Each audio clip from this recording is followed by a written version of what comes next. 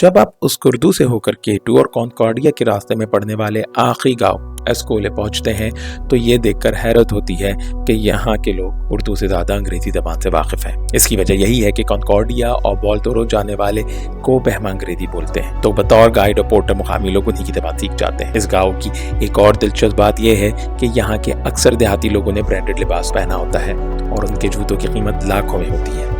इस गांव के लोगों की रोजी का इन्हिसार कोहपहमाओं पर है। हर साल यहाँ सैकड़ों की तादाद में कोहपहमा आते हैं जो कीमती साजो सामान से लेस होते हैं। यहाँ का रिवाज है कि ये कोहपहमा कामयाब लौटे या नाकाम, वो अपना सामान वहीं छोड़ जाते हैं। मुकामी लोग ये महंगा साजो सामान खुद इस्तेमाल करते हैं या फिर कुछ अरसे बाद ये उस्कुर्दू के बाजारों में पहुँच जाता है। इसलिए आपको वहाँ मलबूसात, ख़ैमे, आइसैक्स, चॉगर्स और जैकेट्स पे इंतहा सस्ते दामों मिल जाती हैं। दोस्तों, अगर आपको हमारी ये वीडियो पसंद आए तो हमारे चैनल को सब्सक्राइब और वीडियो को लाइक करना ना भूलिएगा।